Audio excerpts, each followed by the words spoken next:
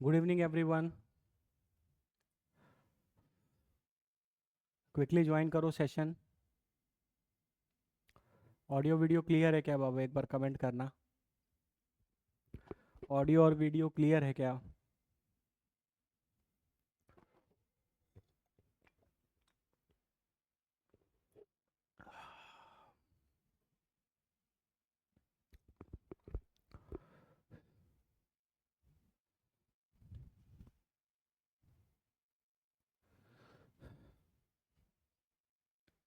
Okay.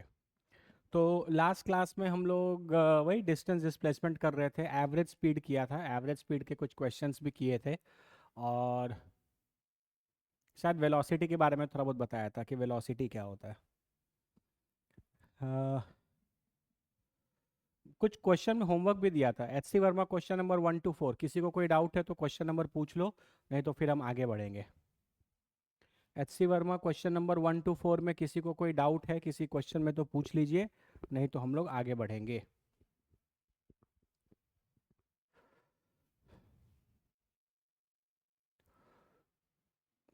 H C Verma question number 1 to 4 में किसी को कोई डाउट है तो पूछ लो, नहीं तो हम आगे बढ़ेंगे।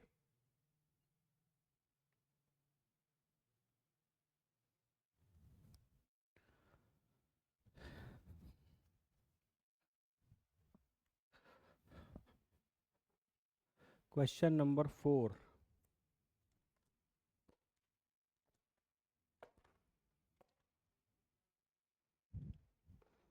When a person leaves his home from a sightseeing by the car, the meter reads 12352 kilometers.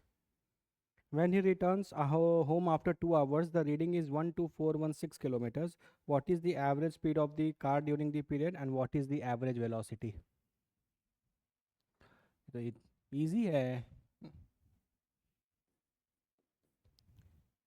Question number 4।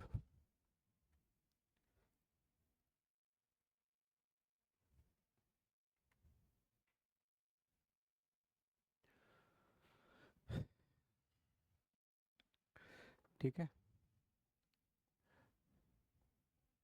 एक आदमी अपने घर से निकलता है अपने गाड़ी पे, ठीक है, घूमने के लिए, साइट सीइंग करने के लिए, मतलब घूमने के लिए एक आदमी गाड़ी से निकलता है घूमने के लिए।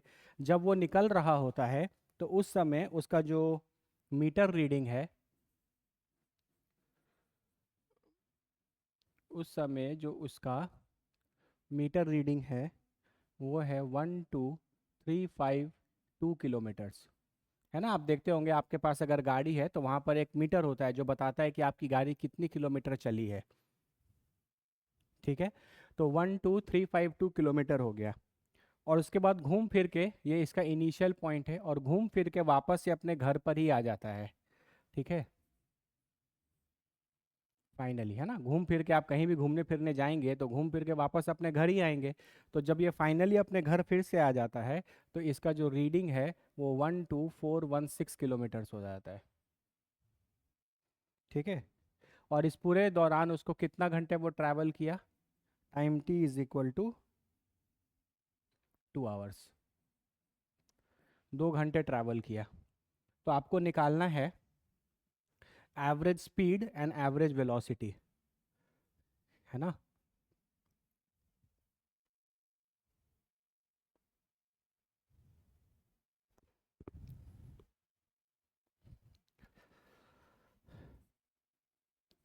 एवरेज स्पीड की बात करोगे तो वो होता है total distance divided by total time.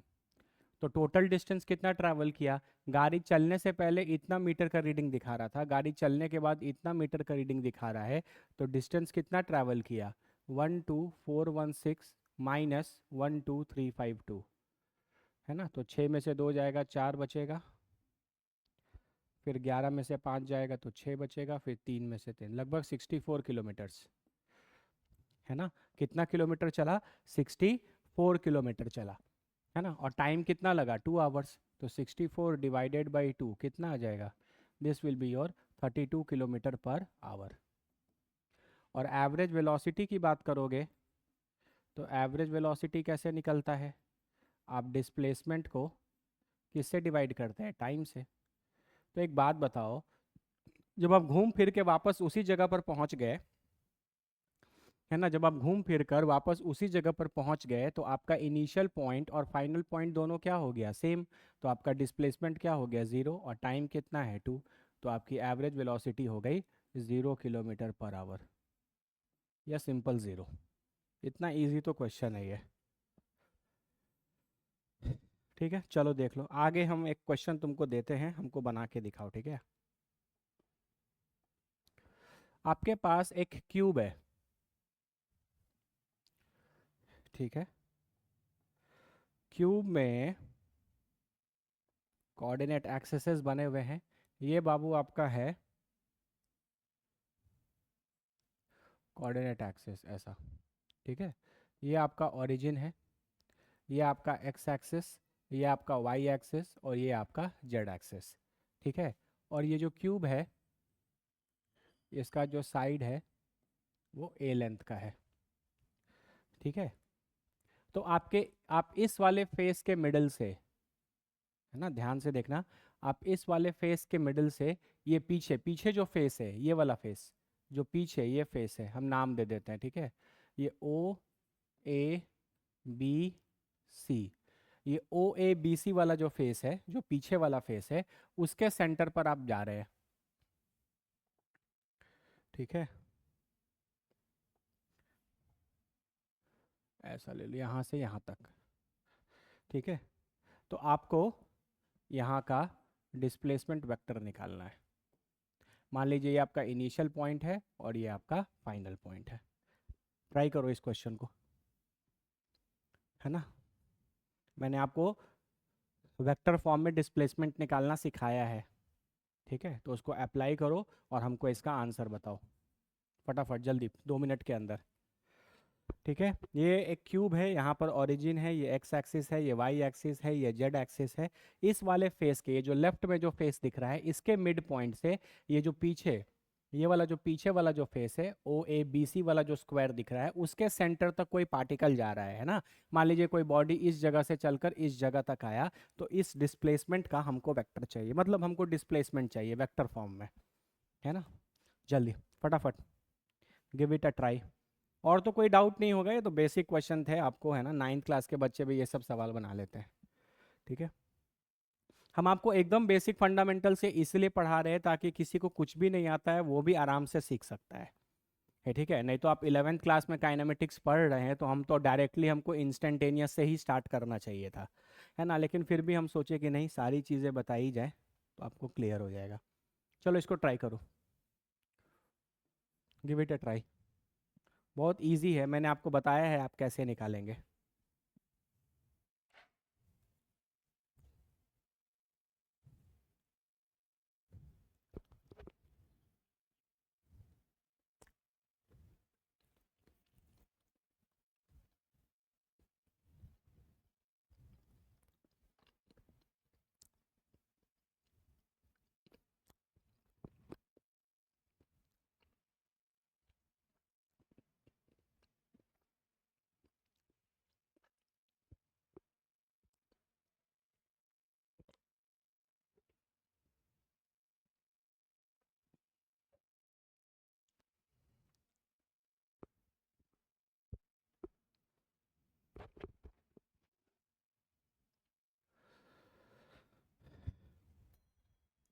हम आपको हिंट दे देते हैं।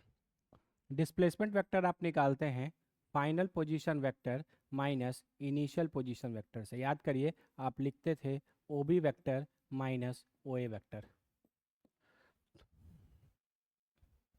ये आपका इनिशियल पॉइंट है, ये आपका फाइनल पॉइंट है, उनके पोजीशन वेक्टर्स लिखो, और पोजीशन वेक्टर्स लिखने के बाद आप उनको माइनस कर दीजिए, आपको डिस्प्लेसमेंट का वेक्टर मिल जाएगा।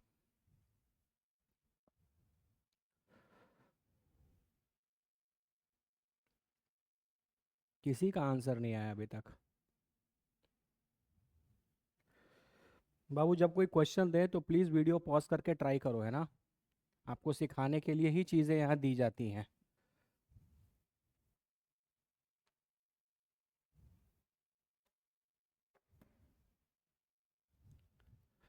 आपको सिख हाँ, ये करेक्ट आ रहा है। सही आ रहा है, शायद रघुनाथ का करेक्ट आया, बिल्कुल सही।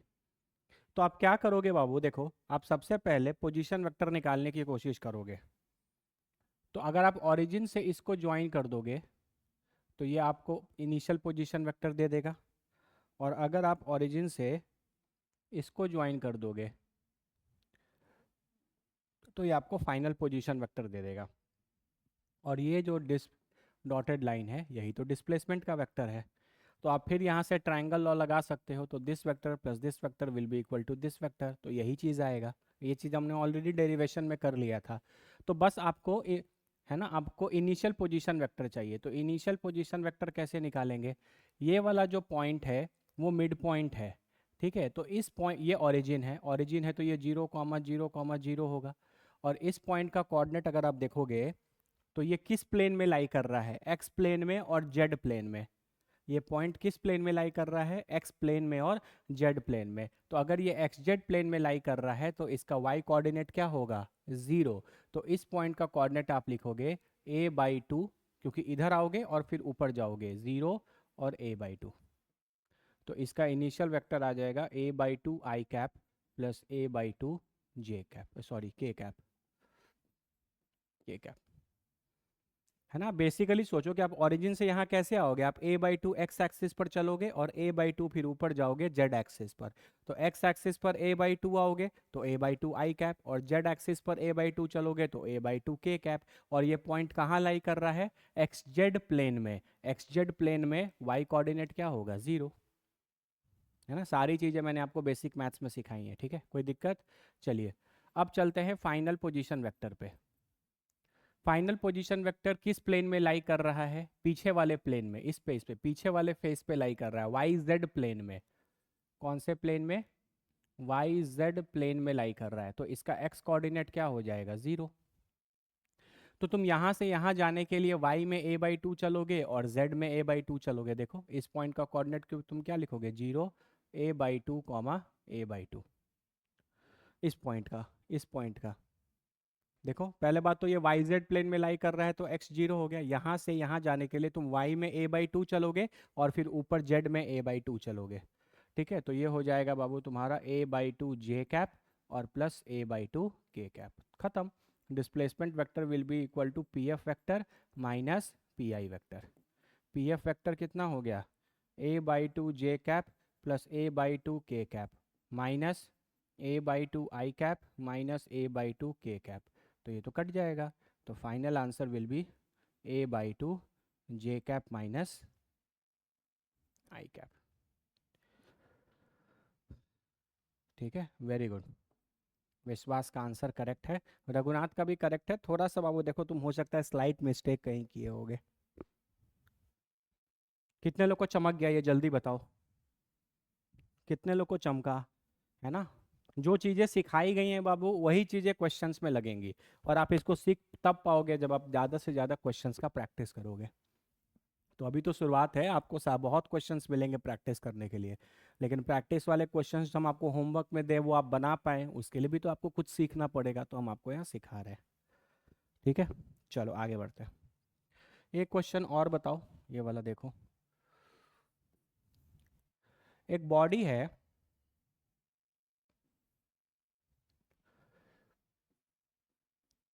वो इस डायरेक्शन में मूव कर रही है, मान लो एक्स एक्सेस है ना, वन डायमेंशनल, है ना। बॉडी जो है वो इसी एक्स एक्सिस के अलोंग मूव कर रही है, ठीक है। इसका जो पोजीशन है, एक्स जो है वो पोजीशन बता रहा है, ठीक है। एक्स जो है वो इसका पोजीशन बता रहा है, वो 2+4t प्लस कुछ टी स्क्वायर है ना। मतलब वो बता रहा है कि इस बॉडी का जो पोजीशन है वो टाइम के साथ ऐसे चेंज करेगा, ठीक है। एक्स क्या है, इसका पोजीशन है ना। आप यहाँ पे टाइम की वैल्यू पुट करेंगे तो आपको एक्स का वैल्यू मिल जाएगा। तो वो आपको बता रहा है कि आपके बॉडी का पोजीशन टाइम के साथ कैसे चेंज करेगा, ठीक है। तो आपको बताना है average velocity in first 5 seconds. Try करो इसको, ट्राई करो, है ना। एक बॉडी है, एक बॉडी एक्स एक्सिस पे मूव कर रहा है, वन डायमेंशनल, और उसकी जो पोजीशन है वो इस तरीके से वायरी कर रही है टाइम के साथ। तो आपको average velocity in first 5 seconds, मतलब पहले 5 सेकेंड्स में उसकी एवरेज वेलोसिटी क्या है वो बतानी है। ठीक है, ट्राई करो इसको।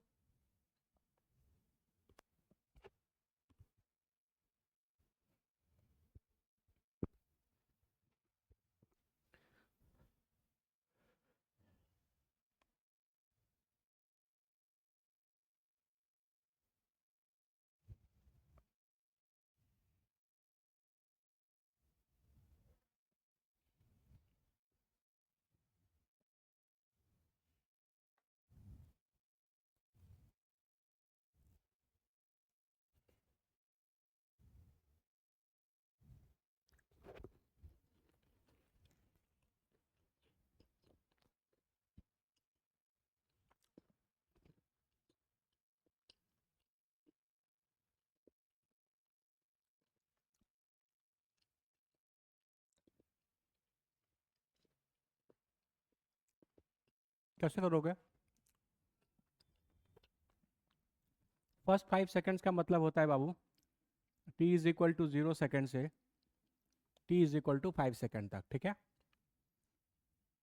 तो जब आप टाइम की वैल्यू को 0 पुट करोगे इसमें, तो x की वैल्यू कितनी आ जाएगी? 002 मीटर। मतलब time t is equal to 0 पर आपका ये जो बॉडी है ये कहाँ खड़ा है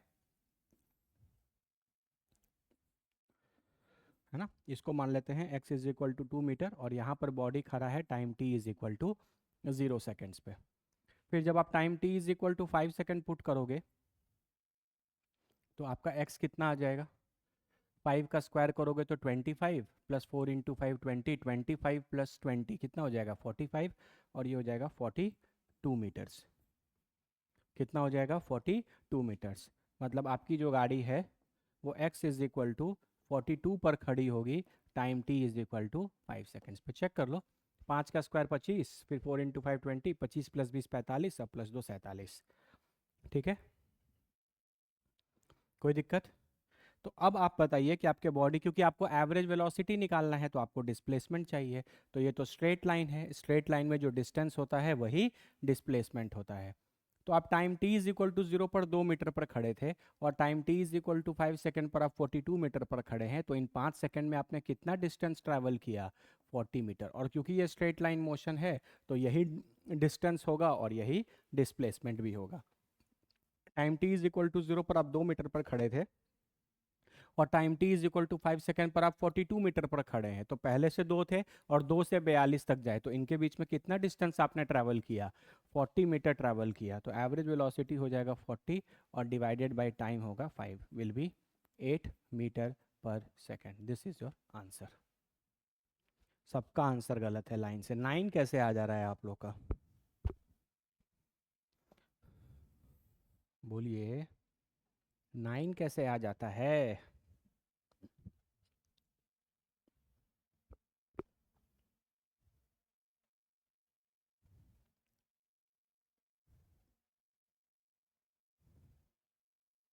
जल्दी जल्दी देखो, कोई डाउट है तो पूछो, नहीं तो फिर आगे बढ़ा जाए।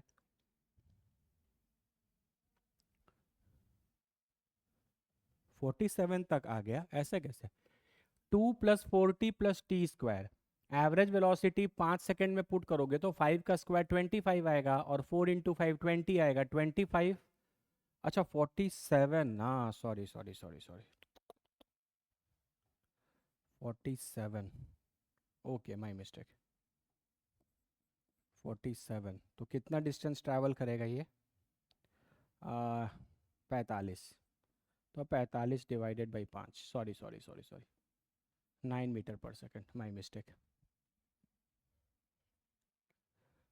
ठीक है, चलो। तो अब कुछ पढ़ा जाए फिर क्वेश्चंस करेंगे अगले क्लास में। और थोड़ा पढ़ लेंगे ना हम लोग, है ना? जब पढ़ लेंगे तो अच्छे अच्छे लेवल के क्वेश्चंस कर लेंगे। अभी तो बहुत बेसिक सा चीज़ चल रहा है। ठीक है, आ जाओ। तो आज हम लोग पढ़ लेते हैं थोड़ा, कल वेलोसिटी के बारे में पढ़ा था, तो आज हम लोग पढ़ लेते हैं एक्सेलरेशन के बारे में, ताकि कुछ बेसिक फंडामेंटल्स हमारा कंप्लीट हो जाए और कल से हम लोग 11th क्लास का काइनेमेटिक्स स्टार्ट कर सके एक्सेलरेशन के बारे में। ठीक है, अब ध्यान से सब कोई सुनेगा, कोई धक्का मुक्की नहीं करेगा। ठीक है, ध्यान से बातों को सुनिए, एक्सेलरेशन को समझना बहुत इंपॉर्टेंट है ना, क्योंकि एक्सेलरेशन को आप समझ पाएंगे, उसको फील कर पाएंगे, तभी आप जा करके आगे चीज़ों को समझ सकते हैं। ठीक है, आ जाओ। ठीक है, एक्सेलरेशन तब आता है जब वेलोसिटी चेंजेस विथ टाइम।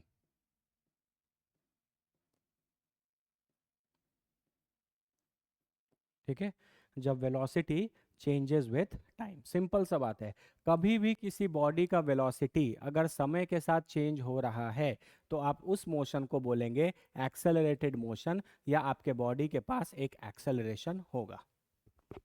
ठीक है, तो इसीलिए आप इसको जनरली बोलते भी हैं rate of change of velocity, है ना, वेलोसिटी का टाइम के साथ चेंज होना।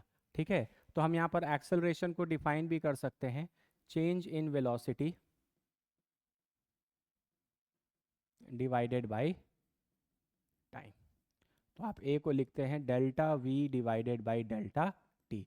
इस तरीके से आप डिफाइन करते हैं एवरेज एक्सेलरेशन। ये जो एक्सेलरेशन निकलता है, ये कैसा एक्सेलरेशन निकलता है? Average acceleration. ठीक है, इन एवरेज और इंस्टेंटेनियस चीज़ों के बारे में डिस्कशन हम लोग नेक्स्ट क्लास में करेंगे। टाइम बीइंग के लिए आप जो बेसिक चीज़ें जानते हैं याद करिए, है ना। नाइन्थ वगैरह में भी आपको कभी एक्सेलरेशन निकालने का पूछता होगा तो आप ये फॉर्मूला ही यूज़ करते हैं बेसिकली। ठीक है, तो डेल्टा वी को आप क्या लिखते थे? V minus U divided by T. T होता है time interval, time interval of velocity change, time interval of velocity change, मतलब आपका जो वेलोसिटी चेंज हुआ है वो चेंज होने में कितना समय लगा है, वो टाइम यहाँ पर पुट किया जाता है। ठीक है, तो v क्या होता है? v होता है आपका फाइनल वेलोसिटी, और u होता है आपका इनिशियल वेलोसिटी, और ये वेलोसिटी चेंज होने में जो समय लगा उसको हम लोग बोलते हैं टाइम t।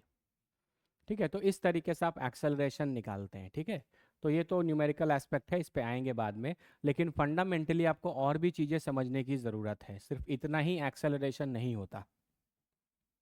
ठीक है, क्लियर है ये? तो आप सबसे पहले बेसिक फंडामेंटल एक हमेशा याद रखना कि जब कभी भी बॉडी का वेलोसिटी चेंज करेगा तब आपका मोशन कैसा होगा? एक्सेलरेटेड। ठीक है, आप यहाँ लिख सकते हो कि when velocity of a body, when velocity of a body changes, तो आप इस तरीके के मोशन को कैसा मोशन बोलते हो? Accelerated motion. ठीक है, एक्सेलरेटेड मोशन। थोड़ा इसको फील कर लो। जैसे मान लीजिए आप बाइक चला रहे हैं, बाइक चला रहे हैं और अचानक आपने एक्सेलरेटर ले लिया, तो आपकी गाड़ी का क्या होता है? वेलोसिटी बढ़ जाता है। तो आपने एक्सेलरेटर लिया, आपकी बॉडी की वेलोसिटी बढ़ गई, तो आप बोलेंगे कि आप एक्सेलरेटेड मोशन में हैं। ठीक है, कैसे मोशन में है? एक्सेलरेटेड मोशन में है। फिर क्या हुआ? आप चलते चलते आपने देखा कि आगे स्पीड ब्रेकर आ गया, तो आप फटाक से ब्रेक लगा लेते हो। तो ब्रेक भी लगाने से क्या होता है? आपकी बॉडी की वेलोसिटी डिक्रीज करने लगती है। आप 60 पे चल रहे थे तो आपकी गाड़ी धीरे हो जाएगी अगर आप ब्रेक लगाएंगे तो भी तो वेलोसिटी चेंज किया। तो आप उसको भी बोलते हैं एक्सेलरेटेड मोशन। क्या बोलते हैं? एक्सेलरेटेड मोशन, उसमें भी एक्सेलरेशन है। ठीक है, तो जब कभी भी बॉडी की वेलोसिटी चेंज करे, चेंज का मतलब दोनों होता है, वेलोसिटी इंक्रीज करेगा तो भी, वेलोसिटी डिक्रीज करेगा तो भी, दोनों ही एक्सेलरेटेड मोशन है। वेलोसिटी इंक्रीज करेगा तो भी, वेलोसिटी डिक्रीज करेगा तो भी, दोनों ही किस टाइप के मोशन होते हैं? एक्सेलरेटेड मोशन होते हैं। कोई दिक्कत यहाँ तक? चल, अगर आप वेलोसिटी की बात करो तो वेलोसिटी खुद एक वेक्टर क्वांटिटी है, और वेक्टर क्वांटिटीज के पास मैग्नीट्यूड भी होता है और साथ साथ में डायरेक्शन भी होता है। इसका मतलब जब आप बोलते हैं, बहुत ध्यान से समझना, जब आप बोलते हैं कि बॉडी की वेलोसिटी जो है वो चेंज कर गई, तो बॉडी की वेलोसिटी चेंज करने का क्या मतलब है? हो सकता है कि बॉडी के वेलोसिटी का क्या चेंज किया हो? मैग्नीट्यूड। हो सकता है कि बॉडी के वेलोसिटी का सिर्फ और सिर्फ क्या चेंज किया हो? डायरेक्शन। और हो सकता है कि बोथ चेंज हो जाए। ठीक है, क्योंकि अगर एक वेक्टर का मैग्नीट्यूड चेंज होता है तो भी आप बोलते हैं कि वेक्टर चेंज हो गया, अगर एक वेक्टर का सिर्फ डायरेक्शन चेंज होता है, मैग्नीट्यूड सेम ही रह जाता है, तो भी वेक्टर चेंज हो जाता है। और अगर वो मैग्नीट्यूड भी चेंज हो गया और डायरेक्शन भी चेंज हो गया, तो दोनों ही चेंज हो गए, तो भी आप बोलेंगे कि वेलोसिटी चेंज हो गया। ठीक है ना। जनरली बच्चे क्या होते हैं, सिर्फ यही वाला चीज़ पे ध्यान देते हैं और इन दोनों पे ध्यान नहीं देते, है ना, इन दोनों पे ध्यान नहीं देते। वो बात अलग है कि मेजॉरिटी टाइम्स हम लोग इन चीज़ों से इनकाउंटर करते हैं, लेकिन ये सारे भी एक्सेलरेटेड मोशन है। तो ये बात फील करने की कोशिश करो कि वेलोसिटी एक वेक्टर क्वांटिटी है। तो अगर वेलोसिटी वेक्टर क्वांटिटी है और वेक्टर के पास मैग्नीट्यूड और डायरेक्शन दोनों होता है, तो मैग्नीट्यूड चेंज कर जाए या डायरेक्शन चेंज कर जाए या दोनों ही चेंज कर जाए वेलोसिटी के, तो हर केस में मोशन कैसा होगा, एक्सेलरेटेड। इन तीनों केस में आपका मोशन कैसा हो जाएगा, एक्सेलरेटेड मोशन हो जाएगा। या आप सिंपली लिख सकते हो कि एक्सेलरेशन की वैल्यू ज़ीरो नहीं होगी, एक्सेलरेशन की वैल्यू ज़ीरो नहीं होगी, है ना। आओ एक एक करके समझते हैं। जैसे अगर मान लो हम सिर्फ मैग्नीट्यूड की बात करें, ठीक है, मैग्नीट्यूड चेंज कर जा रहा है और डायरेक्शन सेम रह जा रहा है, सिर्फ मैग्नीट्यूड चेंज करे। मान लेते हैं इसका सबसे अच्छा एग्जांपल होता है वन डायमेंशनल मोशन। समझने के लिए, आपकी बॉडी पहले इस जगह पर थी और वो चल रही थी मस्त, मान लीजिए 20 मीटर पर सेकेंड के स्पीड से। कुछ समय के बाद इस बॉडी की वेलोसिटी बढ़कर हो गई 30 मीटर पर सेकेंड। तो आपने यहाँ पर देखा कि किसी टी टाइम में, है ना, किसी टी टाइम में इसकी वेलोसिटी की मैग्नीट्यूड, यहाँ पे डायरेक्शन का बात नहीं हो रहा, ये बॉडी पहले भी इसी डायरेक्शन में चल रहा था और बाद में भी इसी डायरेक्शन में चल रहा है, तो बॉडी की डायरेक्शन चेंज नहीं हुई है, बॉडी की सिर्फ वेलोसिटी की मैग्नीट्यूड चेंज हुई है। डायरेक्शन अभी भी पहले भी इधर ही था, राइट की तरफ, और ये अभी भी राइट की तरफ ही है। द ओनली चेंजेस कि मैग्नीट्यूड चेंज कर गया। तो आप बोलोगे कि यहाँ पे वेलोसिटी का सिर्फ मैग्नीट्यूड चेंज कर गया, तो ये किस टाइप का मोशन है बताओ, एक्सेलरेटेड मोशन है। ठीक है, अगर आप इसकी एक्सेलरेशन निकालना चाहोगे, ठीक है, तो आप लिखोगे v minus U divided by T. V कितना है 30 minus 20 divided by time t, तो ये आ जाएगा 10/t। अच्छा, ये वो जो चीज़ आएगा ये तो हमेशा पॉजिटिव ही आएगा, क्योंकि टाइम कभी नेगेटिव नहीं हो सकता। टाइम हमेशा फॉरवर्ड डायरेक्शन में ही चलता है। अगर अभी 0 सेकंड है तो आगे 2 सेकंड, 4 सेकंड, 5 सेकंड, 6 सेकंड ही होगा। टाइम कभी पीछे नहीं चलता। अभी 7 बजा है तो 8 ही बजेगा, 7 बजने के बाद 6 नहीं बज जाएगा। तो टाइम जो होता है वो हमेशा फॉरवर्ड डायरेक्शन में ही चलता है, तो इसलिए टी हमेशा पॉजिटिव ही होगा। तो आप यहाँ से कमेंट कर सकते हो कि अगर आप ध्यान से देखो तो आपके वेलोसिटी जो है वो इंक्रीज कर रहा है, और वेलोसिटी इंक्रीज कर रहा है तो आपके एक्सेलरेशन की वैल्यू क्या आ रही है, पॉजिटिव। तो आप बोल सकते हो कि वेलोसिटी के बढ़ने से मेरा जो एक्सेलरेशन का वैल्यू है वो पॉजिटिव आता है। अरे बोलो ना। ठीक है, वेलोसिटी के बढ़ने से एक्सेलरेशन की जो वैल्यू है वो क्या आती है, पॉजिटिव आती है, सिंपल। तो हमेशा याद रखना है, ये सब बहुत बेसिक फंडामेंटल है। कभी कभी जैसे आप फिजिक्स पढ़ोगे ना आगे, जब फिजिक्स कॉम्प्लिकेटेड होता जाएगा, बहुत सारी चीज़ें आती चली जाएंगी, तो ये छोटी छोटी बातें आपको क्वेश्चन को समझने में, अंडरस्टैंड करने में बहुत हेल्प करेगी। तो आपको पता चल गया कि इसकी वेलोसिटी पहले इतनी थी, बाद में इसकी वेलोसिटी बढ़ गई, इसका मतलब ये एक्सेलरेटेड मोशन में है, पहला बात। और इसका जो एक्सेलरेशन आएगा वो क्या आएगा, पॉजिटिव आएगा।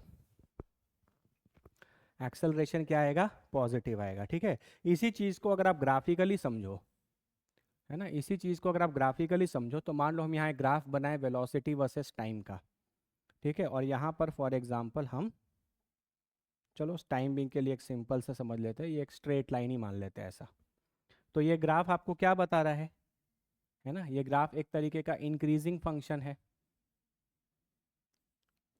ना। तो जैसे जैसे समय बढ़ता जा रहा है वैसे वैसे वेलोसिटी भी क्या हो रहा है, बोलो, बढ़ता जा रहा है। देखो, आप यहाँ पे एक टाइम ले लो, यहाँ पे एक टाइम ले लो, इसके करस्पॉन्डिंगली एक वेलोसिटी, इसके करस्पॉन्डिंगली एक वेलोसिटी।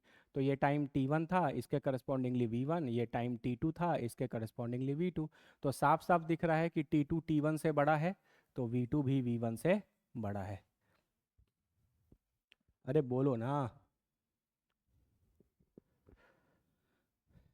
ठीक है, ये चीज़ है। ठीक है, और मैंने आपको स्लोप का कॉन्सेप्ट पढ़ाया है, तो बताइए इसका स्लोप क्या आएगा, पॉजिटिव। इस स्ट्रेट लाइन का स्लोप क्या आएगा, पॉजिटिव, क्योंकि ये एक्स एक्सिस से एंटी क्लॉकवाइज डायरेक्शन में थीटा एंगल बना रहा है और वो थीटा एक्यूट है, और टैन थीटा क्या आएगा, पॉजिटिव आएगा, तो इसका स्लोप पॉजिटिव है। ठीक है, और slope of velocity time graph क्या देता है आपको, ये सब चीज़ें मैं आगे डिस्कस कर दूंगा, लेकिन थोड़ा सा बेसिक आइडिया आपको है ही तो हम थोड़ा बता देते हैं कि slope of velocity time graph आपको क्या देता है, एक्सेलरेशन, और स्लोप पॉजिटिव आ रहा है, इसका मतलब एक्सेलरेशन भी पॉजिटिव है। तो मैथमेटिकली भी समझ में आना चाहिए और ग्राफिकली भी समझ में आना चाहिए। ठीक है, जब भी आप वेलोसिटी टाइम ग्राफ का स्लोप निकालेंगे, ये सारी चीज़ें मैं आपको सिखा दूंगा, डोंट वरी आगे, है ना, मोस्टली अगले क्लास में ही सीख लेंगे। तो लेकिन अब सीखने के लिए सीख सकते हैं, तो आप कभी भी वेलोसिटी टाइम ग्राफ का स्लोप निकालेंगे, है ना, वेलोसिटी टाइम आपने यहाँ ग्राफ बनाया या स्ट्रेट लाइन, और स्ट्रेट लाइन का अगर आप स्लोप निकालेंगे तो आपको वैल्यू हमेशा क्या मिलेगा, इस केस में क्या मिलेगा, पॉजिटिव मिलेगा। इसका मतलब इसका स्लोप पॉजिटिव है, और वेलोसिटी टाइम ग्राफ का स्लोप क्या देता है, एक्सेलरेशन, तो एक्सेलरेशन भी क्या है, पॉजिटिव, और वो यहाँ से भी आ रहा था। ठीक है, सेम इसी केस में बाबू अगर हम एक ऐसा चीज़ ले लें, ये बॉडी पहले चल रही होती मान लो 30 मीटर पर सेकेंड से, और बाद में इस बॉडी की वेलोसिटी हो जाती 20 मीटर पर सेकेंड। डायरेक्शन पहले भी इधर था और डायरेक्शन बाद में भी इधर है, तो इस बार वेलोसिटी क्या हो गया, डिक्रीज हो गया। डिक्रीज हो जाने के कारण जब आप एक्सेलरेशन कैलकुलेट करोगे तो फाइनल हो गया 20, इनिशियल हो गया 30 डिवाइडेड बाई टाइम, तो इस बार ये नेगेटिव आएगा। तो वेलोसिटी डिक्रीज करता है तो एक्सेलरेशन की जो मैग्नीट्यूड है वो नेगेटिव होती है, एक्सेलरेशन की जो मैग्नीट्यूड है वो नेगेटिव होती है, और इसी चीज़ को फिजिक्स की दुनिया में रिटार्डेशन बोला जाता है। इसी चीज़ को फिजिक्स की दुनिया में क्या बोलते हैं, रिटार्डेशन, है ना, इसी चीज़ को क्या बोलते हैं, नेगेटिव एक्सेलरेशन रिटार्डेशन। देखो अब यहाँ पर एक स्टेटमेंट है ना, ये स्टेटमेंट बुक्स वगैरह में भी लिखा रहता है, लेकिन ये स्टेटमेंट 100% करेक्ट नहीं है। बुक वगैरह में क्या लिखा रहता है, मैंने देखा है कि negative acceleration is called retardation. Generally 9th वगैरह के बुक में बच्चे पढ़ के आते हैं 10th के बाद, तो उनमें उनको ये बड़ा कन्फ्यूजन होता है ना, यहाँ पे नेगेटिव आया और इसको क्या बोल दिया, रिटार्डेशन। तो बुक वगैरह में लिखा रहता है कि negative acceleration is called retardation. ये स्टेटमेंट गलत है, ये स्टेटमेंट गलत है। ये नेगेटिव एक्सेलरेशन आया है क्योंकि वेलोसिटी डिक्रीज किया है, वेलोसिटी के डिक्रीज करने के कारण जब आप फाइनल माइनस इनिशियल किए तो 20 में से 30 माइनस हुआ तो न्यूमरेटर नेगेटिव आया। तो ये नेगेटिव इसीलिए आ रहा है क्योंकि बॉडी की वेलोसिटी डिक्रीज कर रही है। इसीलिए आज के बाद आप हमेशा बोलेंगे कि decrease in velocity, decrease in velocity is called retardation, decrease in velocity is called retardation. क्योंकि जब जब बॉडी की वेलोसिटी डिक्रीज करेगी एक्सेलरेशन का मैग्नीट्यूड खुद नेगेटिव आएगा, एक्सेलरेशन का जो मैग्नीट्यूड है वो खुद पे खुद नेगेटिव आएगा। ठीक है, इसका मतलब ये नहीं कि नेगेटिव एक्सेलरेशन रिटार्डेशन है। क्यों नहीं ये स्टेटमेंट बोल सकते, थोड़ा ध्यान से देखो। मैंने आपको बार बार बताया है कि एक्सेलरेशन भी कैसा क्वांटिटी है, बोलो, एक्सेलरेशन भी एक वेक्टर क्वांटिटी है। तो मान लेते हैं मेरे पास ये एक है, मैंने इस डायरेक्शन के सारे वेक्टर्स को पॉजिटिव ट्रीट किया। मैंने आपको हमेशा बताया है कि जब कभी भी आप वेक्टर्स के साथ डील करेंगे तो आपको अपना एक स्टैंडर्ड कन्वेंशन मानना पड़ेगा कि आप किस डायरेक्शन के वेक्टर्स को क्या ट्रीट कर रहे हैं, पॉजिटिव। तो मैंने मान लिया कि मैंने इस डायरेक्शन के सारे वेक्टर्स को हम क्या ट्रीट करते हैं, पॉजिटिव, और एक बॉडी है जो इस डायरेक्शन में चल रहा है 2 मीटर पर सेकेंड स्क्वायर के एक्सेलरेशन से। तो आप इस बॉडी के एक्सेलरेशन को क्या लिखेंगे, -2 मीटर पर सेकेंड स्क्वायर, क्योंकि आपने जिस डायरेक्शन को पॉजिटिव माना है उसके अपोजिट डायरेक्शन में इस बॉडी पर एक्सेलरेशन है। ठीक है, तो ए की वैल्यू कितनी हो गई, -2 मीटर पर सेकेंड स्क्वायर। तो ये भी तो नेगेटिव एक्सेलरेशन है, नेगेटिव तो इसकी भी वैल्यू है। लेकिन बाबू क्या आप इसको रिटार्डेशन बोलेंगे, ये रिटार्डेशन नहीं है, ये रिटार्डेशन नहीं है। क्यों नहीं है ये रिटार्डेशन, क्योंकि अगर आप टाइम बिंग के लिए इस कन्वेंशन को भूल जाओ 1 मिनट के लिए, तो ये बॉडी इस डायरेक्शन में एक्सेलरेट कर रहा है, कितने के वेलोसिटी से, 2 मीटर पर सेकेंड स्क्वायर के वेलोसिटी से, एक्सेलरेशन से सॉरी। इसका मतलब इस बॉडी की वेलोसिटी इधर बढ़ती चली जाएगी। वो तो आपने अपने अपोजिट डायरेक्शन को पॉजिटिव माना है, इसीलिए आप नेगेटिव लिख रहे हैं। इसीलिए नेगेटिव एक्सेलरेशन रिटार्डेशन नहीं होता। अगर आप बोलते हैं कि आपका बॉडी रिटार्ड कर रहा है, उसका सिंपल सा मतलब होना चाहिए कि बॉडी की वेलोसिटी डिक्रीज कर रही है, जबकि यहाँ पे जो नेगेटिव साइन आया है वो डिक्रीज इन वेलोसिटी के कारण नहीं, आपके साइन कन्वेंशन मानने के कारण आया है। आपने इस डायरेक्शन को पॉजिटिव माना और आपका गाड़ी इस डायरेक्शन में एक्सेलरेट कर रहा था, तो ये नेगेटिव साइन आया। ये नेगेटिव साइन जो है इट्स अ डायरेक्शन, वो डायरेक्शन के कारण आया है।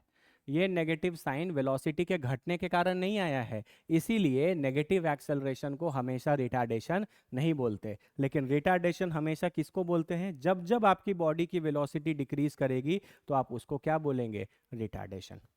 ठीक है, इसीलिए हम यहाँ पे स्टेटमेंट लिख देते हैं कि नेगेटिव, इसको भूल जाओ, ये सोचो कि तुम कभी पढ़े ही नहीं, ये चीज़ सिंपल सा फंडा है। Negative acceleration is not called retardation. है ना? तुम बाबू मान लो ऐसा कि तुम ये स्टेटमेंट कभी जीवन में पढ़े ही नहीं कि नेगेटिव एक्सेलरेशन को रिटार्डेशन बोलते हैं। आज के बाद तुम्हारा नया जन्म हुआ है और तुम हमेशा ऐसा मानोगे कि जब कभी भी बॉडी की वेलोसिटी बढ़ेगी समय के साथ तो उसका एक्सेलरेशन पॉजिटिव आएगा, और जब कभी भी बॉडी की वेलोसिटी समय के साथ घटेगी तो उसका एक्सेलरेशन नेगेटिव आएगा, और उस डिक्रीज इन वेलोसिटी को आप रिटार्डेशन बोलेंगे। डिक्रीज इन वेलोसिटी को क्या बोलेंगे? रिटार्डेशन। ठीक है, इसी चीज को अगर ग्राफिकली समझे तो कैसे समझ सकते हैं? देखो इधर, ठीक है, ऐसा मान लेते हैं ये आपका वेलोसिटी वर्सेस टाइम ग्राफ है, ये ओरिजिन है। आप यहाँ पे कुछ पॉइंट्स रख कर देखो, देखो क्या हो रहा है।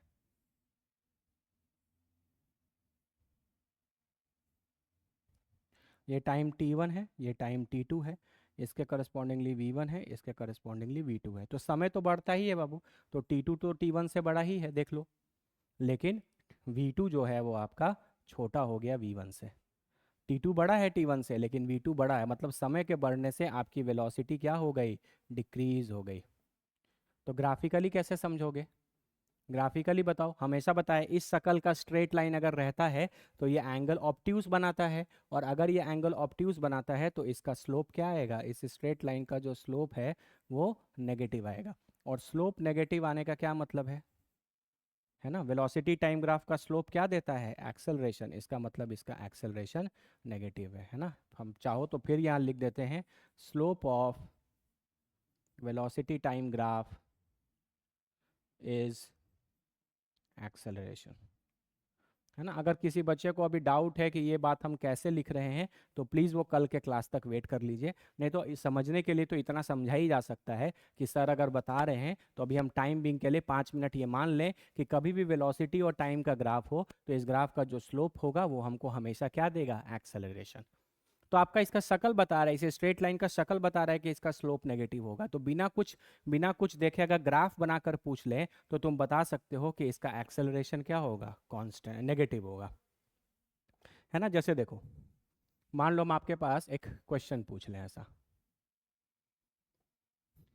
ऐसे, फिर ऐसे, और फिर ऐसे। ठीक है, ये वेलोसिटी है, ये टाइम है, ये आपका ओरिजिन है।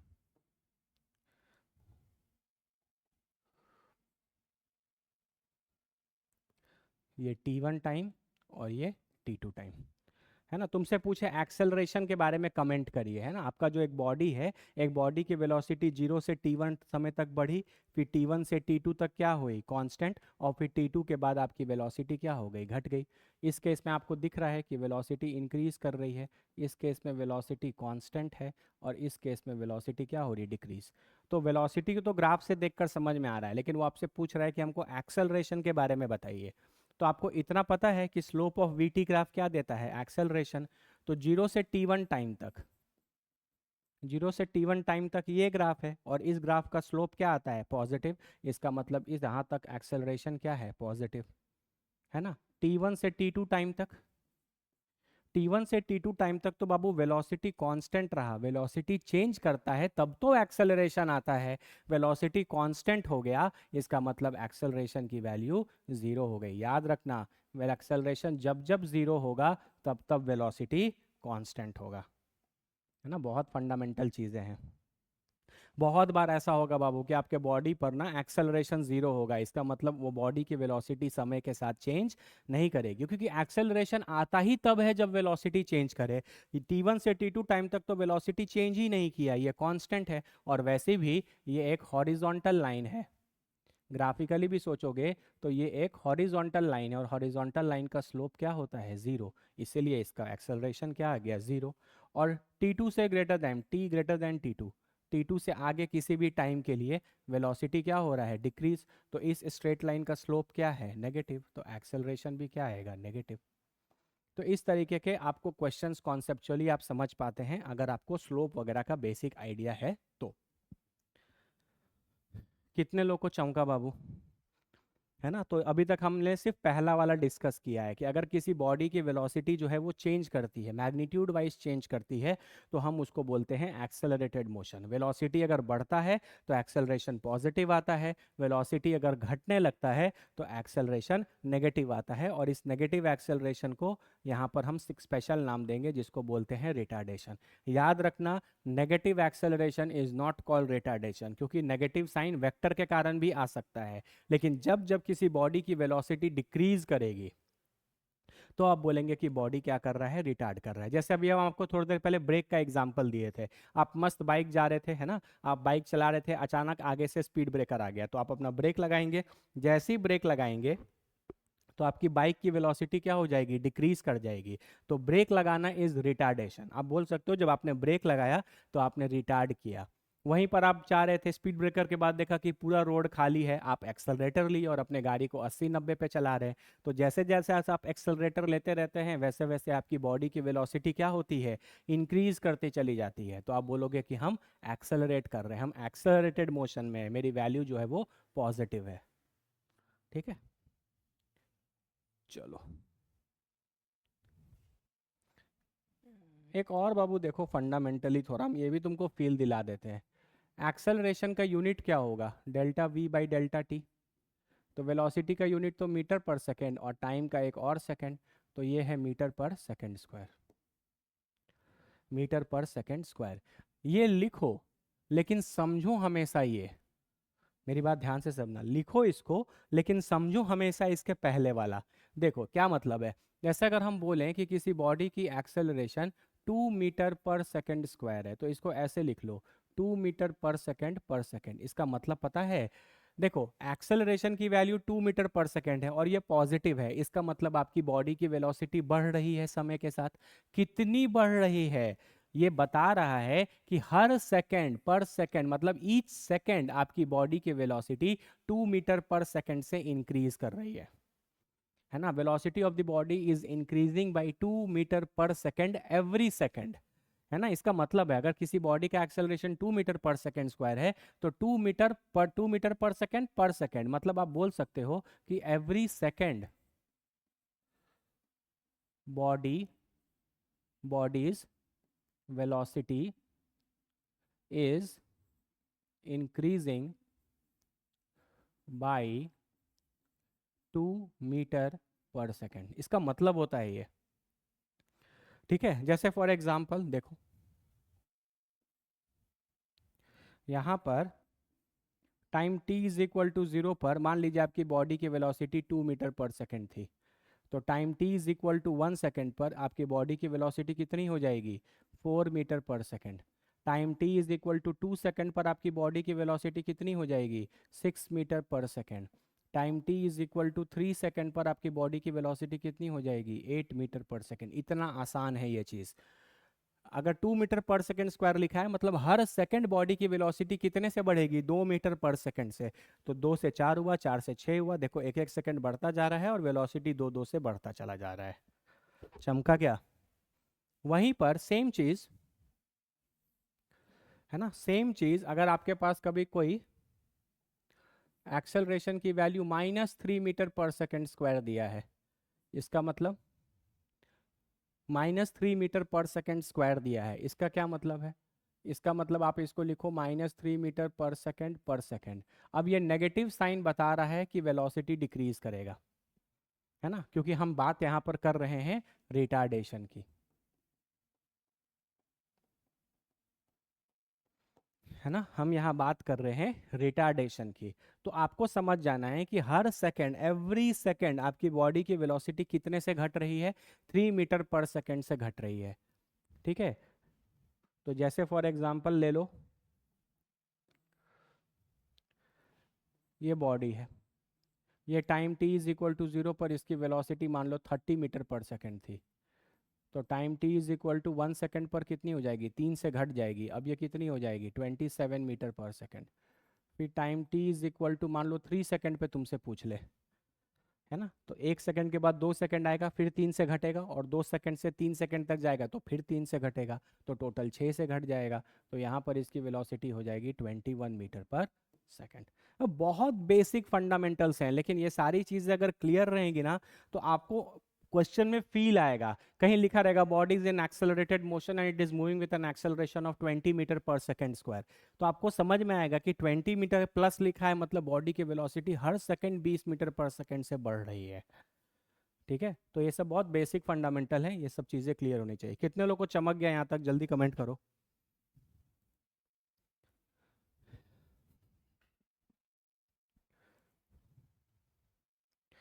कितने लोग को चमक गया, जल्दी कमेंट करो।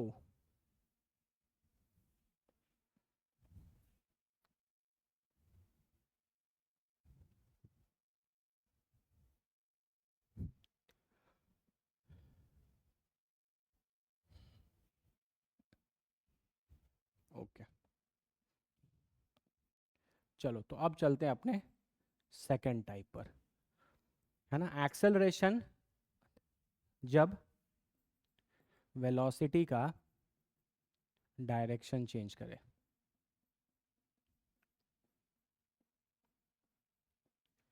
है ना, वेलोसिटी जब वेलोसिटी का सिर्फ क्या चेंज करे, डायरेक्शन। अब मैग्नीट्यूड चेंज नहीं कर रहा, सिर्फ डायरेक्शन चेंज कर रहा है। ठीक है, जैसे फॉर एग्जांपल देखो,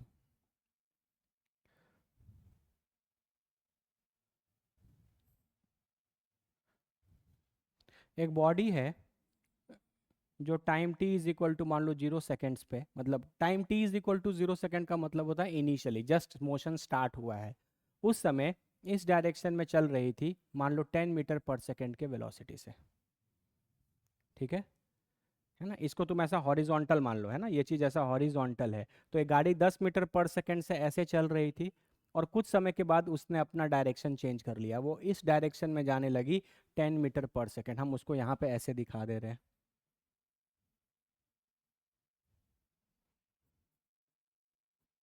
है ना, एक बेसिक आइडिया। जैसे मान लीजिए आप बाइक चला रहे हैं, रोड पे जा रहे थे, आपका घर इस गली में था, तो आप 10 मीटर पर सेकंड से जा रहे थे, फिर आपको इस गली में जाना था, तो आपने बाइक का डायरेक्शन क्या कर दिया, मोड़ दिया। तो अब आपकी वेलोसिटी की डायरेक्शन चेंज हो गई, वेलोसिटी का मैग्नीट्यूड पहले भी 10 था और वेलोसिटी की मैग्नीट्यूड बाद में भी 10 है, लेकिन यहाँ पे डायरेक्शन क्या हो गया, चेंज हो गया। तो बाबू याद रखना, डायरेक्शन के चेंज होने से आपका एक्सेलरेशन क्या हो जाएगा, नॉन ज़ीरो। मतलब ये भी एक एक्सेलरेटेड मोशन है ना। देखो, अगर आप इस डायरेक्शन को टाइम बीइंग के लिए अगर x डायरेक्शन मान लो और इस डायरेक्शन को y मान लो, तो आपका इनिशियल वेलोसिटी वेक्टर क्या लिखा जाएगा, 10 i कैप, और फाइनल वेलोसिटी वेक्टर क्या लिखा जाएगा, 10 j कैप। बोलो बोलो, 10 i कैप और बाद में क्या लिखा जाएगा, 10 j कैप, है ना, क्योंकि ये वाई एक्सिस है। अब आपकी बॉडी वाई एक्सिस पर चल रही है 10 के स्पीड से, तो 10 जे कैप। तब आप एक्सेलरेशन का वेक्टर कैसे लिखोगे बताओ, है ना, आपका इनिशियली वेलोसिटी वेक्टर कितना था, 10 आई कैप, और फाइनल वेलोसिटी वेक्टर कितना हो गया, 10 जे कैप। एक्सेलरेशन का वेक्टर कैसे डिफाइन करोगे, चेंज इन वेलोसिटी वेक्टर, मतलब V F vector minus V I vector divided by time, तो स्केलर है, उससे कोई दिक्कत नहीं है। ठीक है, तो ये हो जाएगा बाबू 10 J cap minus 10 I cap, और मान लेते हैं कि टाइम फॉर एग्जांपल 3 सेकंड लगा, तो ये आपका एक्सेलरेशन का वेक्टर आ गया 10/3 जे कैप माइनस 10/3 आई कैप। तो ये एक्सेलरेशन ज़ीरो आ रहा है, देखो, अगर एक्सेलरेशन नहीं होता तो एक्सेलरेशन की वैल्यू तो ज़ीरो आनी चाहिए थी। क्या ये एक्सेलरेशन की वैल्यू ज़ीरो है, नहीं, अगर हम आपसे पूछें कि इस वेक्टर का, एक्सेलरेशन वेक्टर का हमको मैग्नीट्यूड बता दो, तो आप तो अंडर रूट ए स्क्वायर प्लस बी स्क्वायर कर सकते हो, सारा कुछ वेक्टर का खेल है बाबू। तो ये हो जाएगा 10/3 का होल स्क्वायर, और वो भी हो जाएगा 10/3 का होल स्क्वायर। तो ये कितना हो जाएगा, this will be 100/9 plus 100/9, this will be 200/9। ठीक है, तो 9 बाहर निकलेगा तो 3 हो जाएगा, और 2 इंटू 100 ये हो जाएगा 10√2 मीटर पर सेकेंड स्क्वायर। ये आपकी एक्सेलरेशन का मैग्नीट्यूड आ गया। प्योर वेक्टर, कुछ मैंने ऐसा काम नहीं किया जो मैंने आपको वेक्टर में नहीं सिखाया है। कोई काम मैंने ऐसा नहीं किया जो मैंने आपको वेक्टर में नहीं सिखाया। तो आपको ये बात अब बहुत अच्छे से समझ में आएगा कि अगर बॉडी की वेलोसिटी का सिर्फ डायरेक्शन भी चेंज कर जाता है ना, पहले आप इधर जा रहे थे, फिर आप ऊपर जाने लगे, फिर नीचे आने लगे, तो आप बोलेंगे कि वेलोसिटी का डायरेक्शन भी भले मैग्नीट्यूड सेम रहा लेकिन फिर भी डायरेक्शन चेंज होने लगा, तो ये एक एक्सेलरेटेड मोशन है। मैंने सामने आपके एक क्वेश्चन बनाकर आपको प्रूफ करके दिखा दिया कि एक्सेलरेशन की वैल्यू 0 नहीं आ रही है, 10√2/3 आ रही है। इसका मतलब डायरेक्शन के चेंज करने से भी आपका एक्सेलरेशन जो है वो नॉन ज़ीरो होता है। कितने लोग को चमक गया ये जल्दी कमेंट करो बाबू, कितने लोग को चमक गया।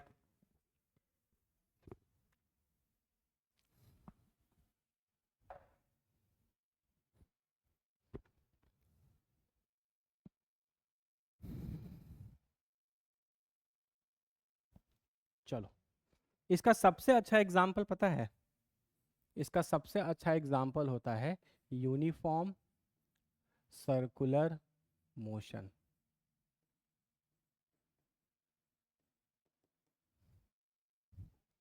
इसका सबसे अच्छा एग्जाम्पल होता है यूनिफॉर्म सर्कुलर मोशन। ये चीज़ हम लोग आगे अपने फिजिक्स के सिलेबस में पढ़ेंगे भी, खूब डिटेल में पढ़ेंगे सर्कुलर मोशन, और उसमें भी मोस्ट ऑफ द टाइम हम लोग यूनिफॉर्म सर्कुलर मोशन के बारे में पढ़ेंगे। ठीक है, देखो इसको देखते हैं क्या है। ये इसी का एग्जाम्पल है कि जब बॉडी का वेलोसिटी का मैग्नीट्यूड चेंज ना करे लेकिन डायरेक्शन चेंज करे। देखो सर्कुलर मोशन का मतलब है कि आपका जो बॉडी है वो एक सर्कल के अलोंग मूव करे। और यूनिफॉर्म मोशन बोलने का मतलब है कि वेलोसिटी का, आप ऐसा बोल लो कि वेलोसिटी का जो मैग्नीट्यूड है वो कांस्टेंट है। ये यूनिफॉर्म वर्ड इसलिए लगाया गया है कि एक बॉडी जो सर्कल के अलोंग मूव कर रहा है, मूव करने के दौरान उसकी मैग्नीट्यूड जो है वो कभी भी चेंज नहीं करेगी। लेकिन डायरेक्शन देखो, मैंने आपको कल ही बताया था कि वेलोसिटी का डायरेक्शन कभी भी किसी कर्व पाथ पर निकालते हैं तो टेंजेंट्स ड्रॉ करते हैं। तो आप यहाँ पे लिख लो ऐसे, फिर यहाँ पे लिखो, यहाँ पे लिखो, फिर यहाँ पे लिखो ऐसे।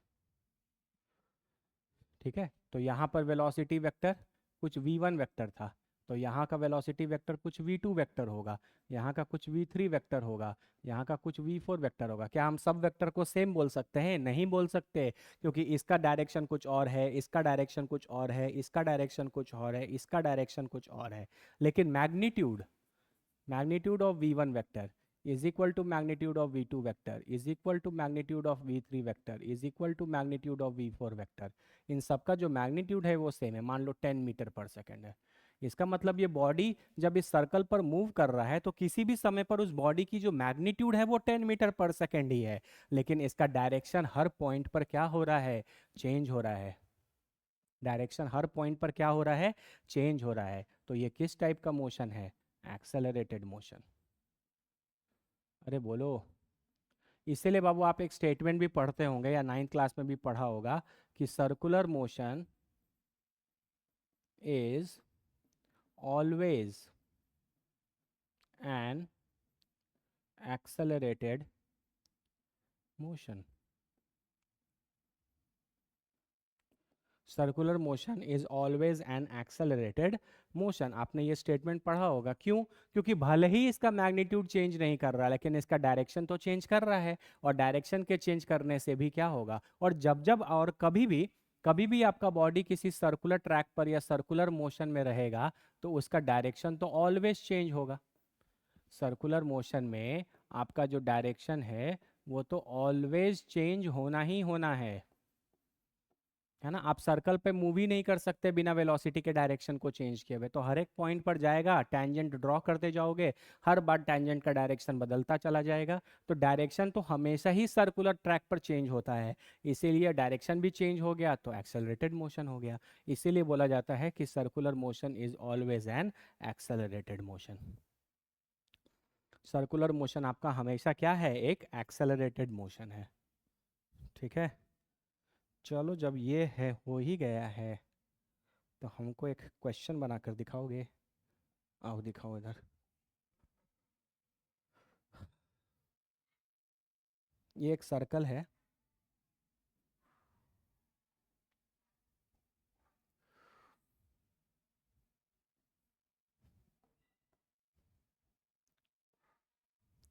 इनिशियली आपका कोई बॉडी यहाँ पर था और फाइनली आपका बॉडी यहाँ पर आ गया। ठीक है, और फाइनली आपका बॉडी यहाँ पर आ गया। इसकी वेलोसिटी मान लो v थी, इसकी भी वेलोसिटी v ही थी, मैग्नीट्यूड v ही था, लेकिन पहले ये इधर था, आप इसको x एक्सिस मान सकते हैं और इसको आप y एक्सिस मान सकते हैं। ठीक है, सच दैट कि इसका पोजीशन बताने के लिए यहाँ पर हम एक ऐसा ड्रॉ कर दें और बोले कि ये 30 डिग्री है। ठीक है, तो तुम हमको एक्सेलरेशन का वेक्टर बताओ। एक्सेलरेशन का वेक्टर बताओ। बाबू नहीं बना ना अर्ली स्टार्टर बैच वालों से, तो पटक पटक के मारेंगे, अभी याद रखना। ठीक है, अगर एक बच्चे का भी आंसर गलत आ गया, है ना, जो बच्चे यूट्यूब से जुड़े हैं वो नहीं, मैंने ये सब चीज़ें पहले पढ़ाई है आपको तो बात अलग है ना, लेकिन अगर आप लोग का आंसर गलत आ गया, हम देख रहे हैं, तो आपको हमसे कोई नहीं बचा सकता। ठीक है, चलिए ट्राई करिए, ट्राई करो ट्राई करो। क्या हो रहा है देखो, ये एक एग्जाम्पल है। आपके बॉडी की वेलोसिटी की मैग्नीट्यूड चेंज नहीं की, यहाँ पे भी v है और यहाँ पे भी v ही है, लेकिन डायरेक्शन तो चेंज कर गया। पहले ऐसा था, अब ऐसा हो गया, तो आप हमको बताइए कि कितना एक्सेलरेशन आ रहा है। चलो चलो चलो चलो बताओ, जल्दी बताओ।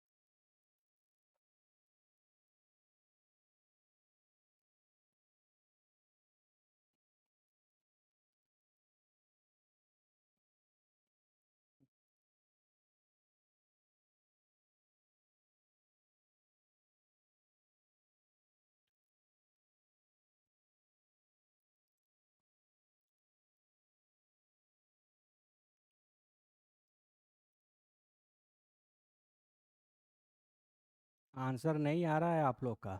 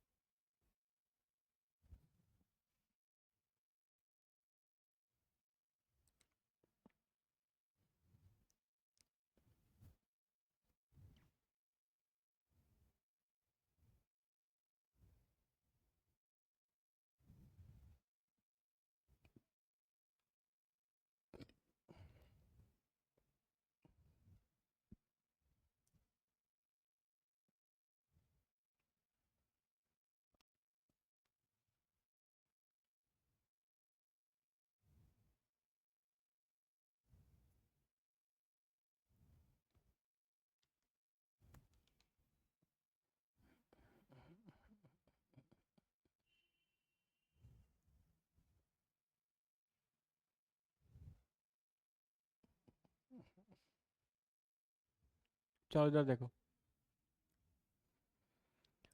ये आपका इनिशियल वेलोसिटी वेक्टर है, ये फाइनल वेलोसिटी वेक्टर है। तो इनिशियल वेलोसिटी वेक्टर को तो आप सिंपल वी जे कैप लिख सकते हो क्योंकि वाई एक्सिस के तरफ है। और फाइनल वेलोसिटी वेक्टर लिखने के लिए थोड़ा सा बुद्धि लगाओगे तो ये यहाँ एक हॉरिजॉन्टल लाइन खींच दो। ये 30 है तो ये 30 डिग्री हो जाएगा, और ये 30 है तो ये 60 डिग्री हो जाएगा। ये 30 है तो ये 30 होगा ऑल्टरनेट एंगल, और ये वाला चीज़, और ये टैंजेंट तो परपेंडिकुलर होगा ना सर्कल के प्रॉपर्टी से, तो ये 30 है तो ये 60 हो गया। इसका मतलब आपका जो ये वी एफ वेक्टर है, वी वेक्टर है, फाइनल वेक्टर है, वो हॉरिजॉन्टल के साथ 60 डिग्री का एंगल बना रहा है। तो इसका इधर एक कंपोनेंट तोड़ोगे तो आएगा वी कॉस 60 डिग्री, और एक कंपोनेंट इसका ऊपर आएगा ऐसा वी साइन 60 डिग्री। तो आपका फाइनल वेलोसिटी वेक्टर हो गया minus V cos 60 degree I cap plus V sine 60 degree J cap. Cos 60 degree 1/2 होता है, minus v/2 I cap plus √3 v/2 J cap. ये तुमको अगर लिखने नहीं आ रहा है तो तुम क्या पढ़े इतने दिन में?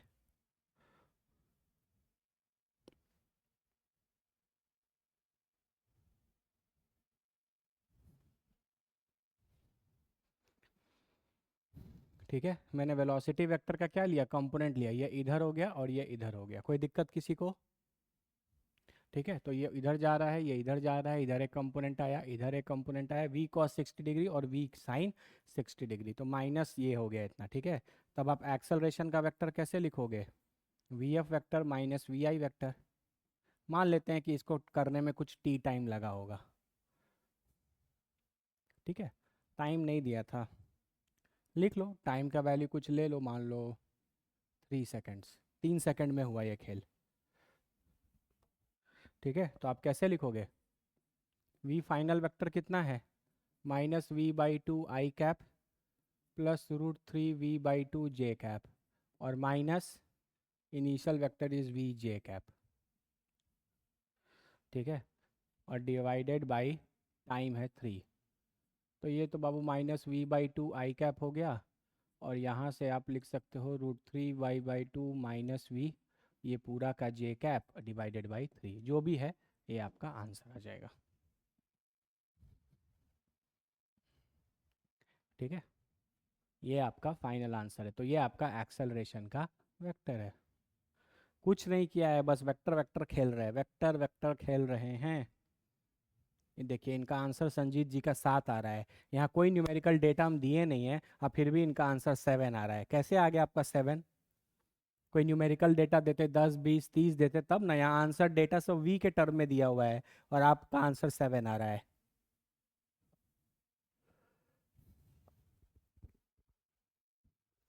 है ना?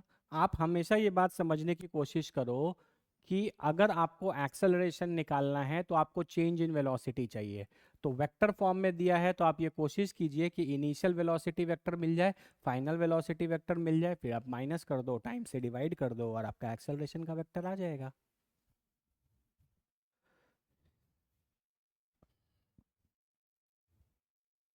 ठीक है, चलो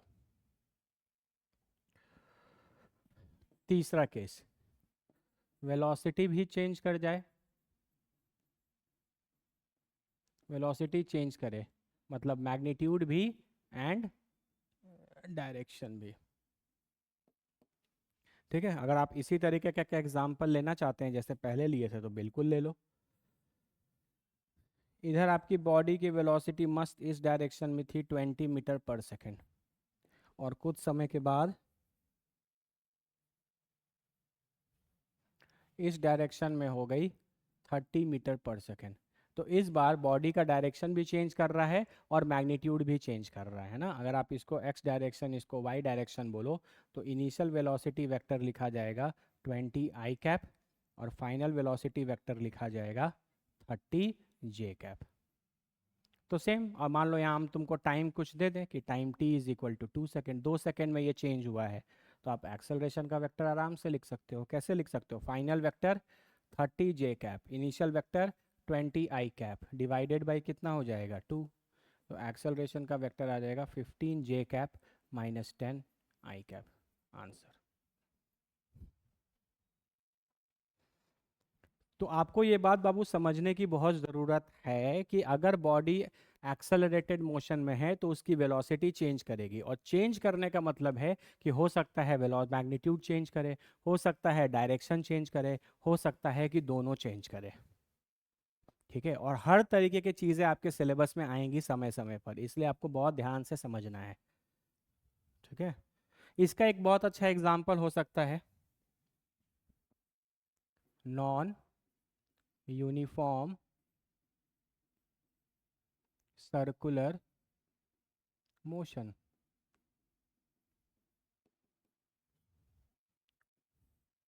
नॉन यूनिफॉर्म सर्कुलर मोशन है ना, नॉन यूनिफॉर्म का मतलब कि वेलोसिटी का जो मैग्नीट्यूड है वो भी चेंज होगा, वो कांस्टेंट नहीं होगा। पिछले बार यूनिफॉर्म सर्कुलर मोशन लिखा था, इस बार नॉन यूनिफॉर्म है ना।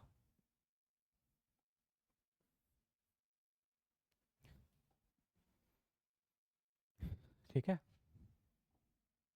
तो आप जब यहाँ पे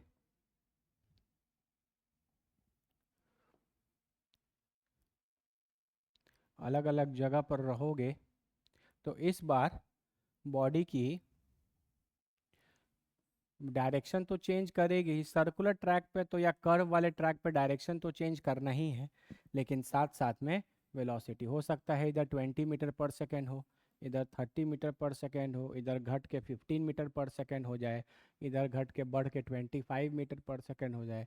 तो अलग अलग पॉइंट पर बॉडी की वेलोसिटी का मैग्नीट्यूड भी इस बार क्या है, डिफरेंट है। ठीक है, तो डायरेक्शन तो चेंज हो ही रहा है, ये भी हो रहा है, तो इसमें एक्सेलरेशन जो है वो नॉट इक्वल टू जीरो, या आप बोलोगे एक्सेलरेटेड मोशन।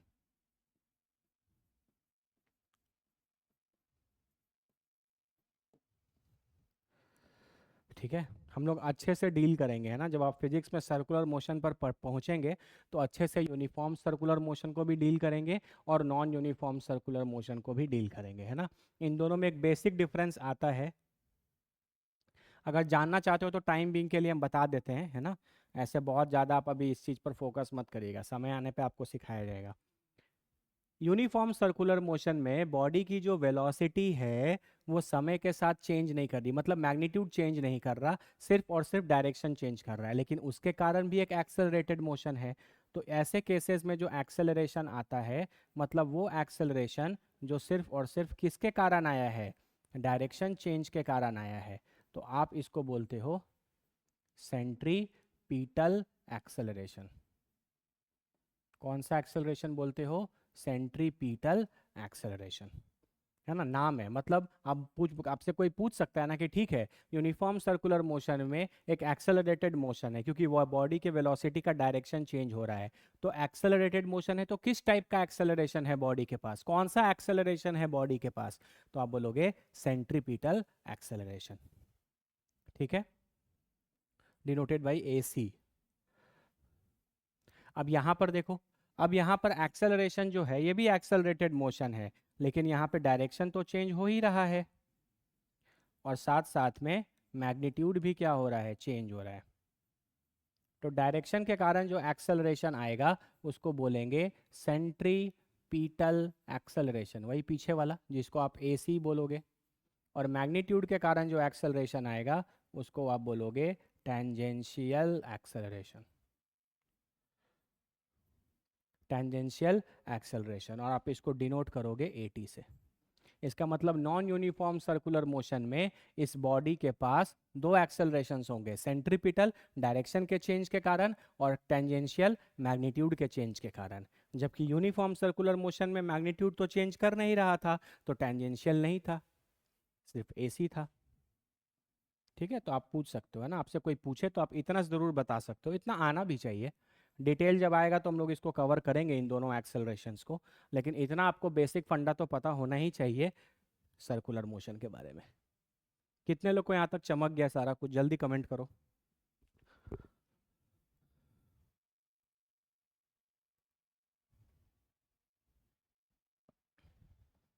जल्दी जल्दी जल्दी कमेंट करो अगर यहाँ तक बातें क्लियर हैं तो। अरे, है ना। तो याद रखना सेंट्रीपिटल एक्सेलरेशन और टेंजेंशियल एक्सेलरेशन। डायरेक्शन चेंज करने के कारण जो सर्कुलर मोशन में एक्सेलरेशन आएगा वो सेंट्रीपिटल एक्सेलरेशन है, और मैग्नीट्यूड के चेंज करने के कारण जो सर्कुलर मोशन में एक्सेलरेशन आएगा उसको बोलते हैं tangential acceleration.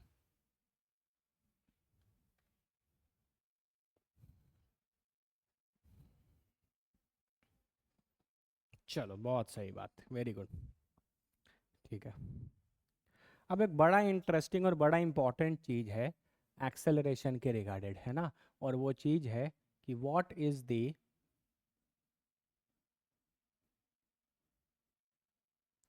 Direction of acceleration. What is the direction of acceleration, है ना, क्योंकि अगर आप एक्सेलरेशन पर फोकस करोगे तो एक्सेलरेशन भी एक वेक्टर क्वांटिटी है। एक्सेलरेशन का मैग्नीट्यूड तो आपको del V by del T से मिल सकता है, लेकिन एक्सेलरेशन का डायरेक्शन क्या होगा। और बड़ा इंटरेस्टिंग चीज़ है बाबू ये, अगर ये बात आपको समझ में आ गई तो सच मानो आपको फिजिक्स बहुत आसान लगेगा, मतलब आपको बेसिक फंडामेंटल में आप कभी फंसेंगे नहीं। याद करो हम आपको जब कल वेलोसिटी पढ़ा रहे थे तो मैंने आपको बताया था कि वेलोसिटी का जो डायरेक्शन होता है वो बॉडी के मोशन का डायरेक्शन होता है। अगर बॉल ऊपर जा रहा है तो वेलोसिटी ऊपर, बॉल अगर इधर जा रहा है तो वेलोसिटी इधर का डायरेक्शन, बॉल अगर नीचे जा रहा है या बॉडी नीचे जा रहा है तो वेलोसिटी का डायरेक्शन भी नीचे। ठीक है, लेकिन एक्सेलरेशन का डायरेक्शन जो होता है वो बॉडी पर लगने हुए नेट फोर्स का डायरेक्शन होता है। और नेट फोर्स का डायरेक्शन निकालने के लिए, नेट फोर्स निकालने के लिए आपको वेक्टर्स का रिजल्टेंट निकालने आना चाहिए, रिजल्टेंट फोर्स, क्योंकि फोर्स भी एक वेक्टर है। तो पूरा का पूरा वेक्टर लगेगा जो हम लोग पढ़ कर आए हैं। हमेशा याद रखना बॉडी पर एक्सेलरेशन का डायरेक्शन जो होता है वो बॉडी पर लग रहे नेट फोर्स का डायरेक्शन होता है। मोशन से एक्सेलरेशन को कोई मतलब नहीं है। बॉडी ऊपर जाए इधर जाए, अगर हम बोलें कि बॉडी ऊपर जा रहा है तो आप एक्सेलरेशन का डायरेक्शन नहीं बोल सकते कि ऊपर होगा। बॉडी के मोशन से एक्सेलरेशन को कोई लेना देना नहीं होता। एक्सेलरेशन को लेना देना होता है बॉडी पर लगने वाले फोर्स से। ठीक है, क्योंकि आप बचपन में ये फॉर्मूला पढ़े भी होंगे, F is equal to M A. ये पढ़ा होगा, हर बच्चा फॉर्मूला पढ़ता है, force equal to mass into acceleration. ठीक है, तो ये फोर्स है और फोर्स एक वेक्टर है। ठीक है, और मास क्या होता है, स्केलर। तो अगर आप यहाँ से एक्सेलरेशन को देखो तो आप F बाई एम लिखोगे, तो डिनोमिनेटर में तो स्केलर है और ऊपर में क्या है, वेक्टर। इसका मतलब जो नेट फोर्स का डायरेक्शन होगा वही एक्सेलरेशन का डायरेक्शन होगा, क्योंकि किसी वेक्टर को स्केलर से डिवाइड या मल्टीप्लाई करने से डायरेक्शन चेंज नहीं होता, वेक्टर का डायरेक्शन चेंज नहीं होता, है ना। तो जो डायरेक्शन फोर्स का होगा वही डायरेक्शन आपके एक्सेलरेशन का होगा। ठीक है, आओ इस चीज़ को समझते हैं, बड़ा इंपॉर्टेंट है ये, है ना। जैसे देखो एक सिंपल सा एग्जांपल लेते हैं। आपके पास एक बॉडी है, ये बॉडी मस्त ऊपर जा रहा है 20 मीटर पर सेकंड के वेलोसिटी से ऊपर जा रहा है। ठीक है, लेकिन जब कोई बॉडी ऊपर जाता है तो इस बॉडी पर कौन सा फोर्स लग सकता है, बता सकते हो क्या कौन सा फोर्स लग रहा है। हालांकि फोर्सेस वगैरह का स्टडी हम लोग इस चैप्टर के बाद करेंगे, लेकिन फिर भी एक्सेलरेशन के बारे में आपको इतना तो पता होना ही चाहिए कि एक्सेलरेशन एक वेक्टर क्वांटिटी है और उसका डायरेक्शन फोर्स के डायरेक्शन से आता है। बताओ बताओ, इस बॉडी पर अगर मान लो हम एक बॉल है, बॉल को ऐसे ऊपर उछाल रहे हैं, तो इस बॉडी पर कोई फोर्स लग रहा है क्या, बता सकते हो कौन सा फोर्स लग रहा है। वेरी गुड, ग्रेविटी लग रहा है ना। अरे अर्थ, धरती माँ तो नीचे रहती ही है हमेशा, तो इस पर एक फोर्स लगेगा mg, है ना, ग्रेविटी का फोर्स। ग्रेविटी का फोर्स क्या होता है, mass of the body into acceleration due to gravity. ठीक है, mass of the body m हो गया और acceleration due to gravity g हो गया। इस g की वैल्यू आप 9.8 मीटर पर सेकंड स्क्वायर या approximately 10 metre per second square लिख सकते हैं। और डायरेक्शन वर्टिकली डाउनवर्ड। ग्रेविटी कैसे लगता है, वर्टिकली डाउनवर्ड। तो आपका बॉडी ऊपर जा रहा था 20 मीटर पर सेकंड से, लेकिन एक्सेलरेशन फोर्स किधर लग गया, mg नीचे, तो इसका एक्सेलरेशन भी किधर आएगा, डाउनवर्ड। मतलब आप इस बॉडी पर अगर आप ध्यान से देखो तो ऊपर लगा 20 मीटर पर सेकेंड और नीचे क्या लग गया, एक्सेलरेशन, जो कि इस बार एक्सेलरेशन की वैल्यू कितनी है, एक्सेलरेशन ड्यू टू ग्रेविटी के बराबर। तो ये हो गया वेलोसिटी और ये हो गया इस बार एक्सेलरेशन, क्योंकि इस बॉडी पर और कोई फोर्स नहीं लग रहा है ना, इस बॉडी पर और कोई फोर्स नहीं लग रहा था, एक ही फोर्स लग रहा था, तो एक ही फोर्स लग रहा था तो वही नेट फोर्स हुआ। नेट फोर्स तो तब निकालते हैं ना, तो जी कैंसिल होके ही अपवर्ड एक्सेलरेशन काउंट होगा। ना ना ना ना, ये सब अपने दिमाग में कचरा वचरा मत पालिए, है ना। जो आपको बताया है ये सब चीज़, वो आपके साथ क्राइम किया है। जो हम सिखाएं, जो हम बता रहे हैं, उस चीज़ पर फोकस करिए अभी, ठीक है। ठीक है, नेट फोर्स की बात तो बाबू तब आती है ना जब बॉडी पर एक से ज़्यादा फोर्स लग रहा हो। इस बार तो इस बॉडी पर सिर्फ एक ही फोर्स लग रहा था, नीचे का ग्रेविटी, तो यही फोर्स है, यही नेट फोर्स भी है, तो एक्सेलरेशन का भी डायरेक्शन क्या हो गया, नीचे। और इस बार एक्सेलरेशन है कितना, acceleration due to gravity G. आप बोल सकते हो कि इस बार वेलोसिटी ऊपर में 10 है और एक्सेलरेशन नीचे में 10 मीटर पर सेकेंड स्क्वायर है। कोई दिक्कत किसी को, चलो बहुत ध्यान से बाबू अभी बने रहे ना, कुछ समय है ना, बहुत तगड़ा चीज़ अभी बताएंगे या बता रहे हैं ऑलरेडी। आपके पास ये एक बॉडी है, इस बॉडी पर आपने एक इधर वेलोसिटी दे दिया इसको 20 मीटर पर सेकंड का, 20 मीटर पर सेकंड का आपने क्या दे दिया, वेलोसिटी। ये मस्त इधर चल रहा था, है ना, तो इधर चल रहा था तो जो मोशन का डायरेक्शन वो वेलोसिटी का डायरेक्शन, ठीक है। और आप गए और आपने इस पे पीछे से इसी डायरेक्शन में क्या लगा दिया, फोर्स लगा दिया, ठीक है। इस बॉडी का मास कितना है, से 5 kg, और आपने इस बॉडी पर फोर्स कितना लगाया, से 20 न्यूटन का। आप इस बॉडी पे 20 न्यूटन का फोर्स लगा रहे हैं, बॉडी का मास 5 kg है और इसका वेलोसिटी कितना है, 20 मीटर पर सेकेंड। तो आपको पहले तो ये बताना है एक्सेलरेशन का डायरेक्शन। तो एक्सेलरेशन का डायरेक्शन, इस बॉडी पर सिर्फ यही एक फोर्स लग रहा है ना, हम मान रहे हैं इस बॉडी पे सिर्फ यही फोर्स लग रहा है और कोई दूसरा फोर्स अभी नहीं लग रहा, only this force is acting on the body, तो यही नेट फोर्स हो जाएगा, तो एक्सेलरेशन का भी डायरेक्शन यही हो जाएगा। लेकिन अब आपको मैग्नीट्यूड भी चाहिए, तो मैग्नीट्यूड के लिए आपको हमेशा याद रखना है F is equal to M A. Force कितना है 20, मास कितना है 5, acceleration will be 4 metre per second square. तो एक्सेलरेशन जो है वो 4 मीटर पर सेकेंड स्क्वायर हो गया। इसका मतलब इस बार बॉडी की वेलोसिटी भी इसी डायरेक्शन में है और बॉडी की एक्सेलरेशन जो है वो भी इसी डायरेक्शन में है, 4 मीटर पर सेकेंड स्क्वायर।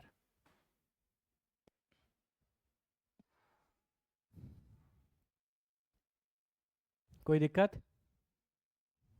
ठीक है। अब बाबू प्लीज मेरी बात को आने वाले 10 मिनट बहुत ध्यान से सुनना, जो बात बता रहे हैं वो ब्रह्मास्त्र है और ये चीज आपको बहुत हेल्प भी करेगा आगे। प्लीज मेरी बात को ध्यान से देखिए, आप इस केस को देखिए, जिसको हम केस ए नाम दे देते हैं और यहाँ पर हम इसको एक केस बी नाम दे देते हैं। आज हम दो सिंपल सिंपल केसेस का डिस्कशन किए हैं, अगले बार हम लोग एक बॉडी पर 5-5 फोर्सेस भी लगाकर उसका डिस्कशन करेंगे, है ना। लेकिन जो कॉन्सेप्ट है वो नहीं बदलेगा, चाहे वो एक फोर्स लगे चाहे 10 फोर्स लगे।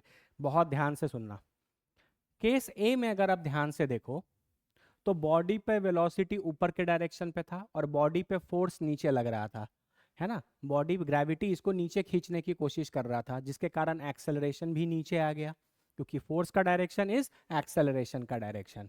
तो यहां पर अगर आप केस ए की बात करो तो velocity and acceleration are in opposite direction. बिल्कुल बोला जा सकता है कि वेलोसिटी और एक्सेलरेशन अपोजिट डायरेक्शन में है। इसका मतलब पता है क्या है, ध्यान से मेरी बात सुनना, ध्यान से मेरी बात सुनना।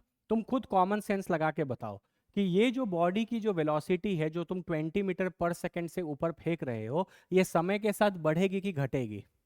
तुमने एक बॉडी वेलोसिटी को 20 मीटर पर सेकंड से ऊपर फेंक दिया, है ना, जैसे हम इसको ऊपर फेंक रहे हैं, तो ये जैसे जैसे ये पेन ऊपर जा रहा है, यही केस है एग्जैक्टली जैसे ये पेन ऊपर जा रहा है, ग्रेविटी इसको नीचे खींच रहा है, इसका एक्सेलरेशन नीचे है, और क्योंकि मोशन ऊपर है, तो आप हमको बताइए कि इस समय के साथ इसकी वेलोसिटी बढ़ेगी कि घटेगी। अभी 20 है, कुछ समय के बाद इसकी वेलोसिटी 20 से बढ़ जाएगी या 20 से घट जाएगी, जल्दी कमेंट करो। फील फील फील लेना है। डिक्रीज कर जाएगी, वेरी गुड। वेलोसिटी क्या हो जाएगी, डिक्रीज कर जाएगी, है ना। और इसी चीज को आप बोलते हो रिटार्डेशन, इसी चीज को आप बोलते हो रिटार्डेशन। एकदम बाबू फील करने की कोशिश करना, ठीक है। ऐसा सोचो कि ये बॉल ऊपर जा रहा था और तुम उसको नीचे से पकड़कर खींचने लगे, नीचे से पकड़कर खींचने लगोगे तो आप यानी मोशन के अपोजिट डायरेक्शन में फोर्स लगा रहे हो। एक्सेलरेशन का अपोजिट होने का मतलब फोर्स का अपोजिट होना। आप आप ऐसा सोचो कि आप आगे भाग रहे थे और आपका दोस्त आपको पीछे से खींचने लगा, तो आपकी वेलोसिटी समय के साथ बढ़ेगी कि घटेगी? ऑब्वियस सा बात है, घटेगी, ठीक है। और केस बी में अगर ध्यान से देखो तो यहाँ आप इधर 20 से जा रहे थे, आप 20 मीटर पर सेकंड के स्पीड से दौड़ रहे थे, और आपका दोस्त आपको पीछे से और धक्का दे रहा है, तो आपका वेलोसिटी बढ़ेगा कि घटेगा? बढ़ेगा। यहाँ पर अगर आप ध्यान दो तो velocity and acceleration are in same direction.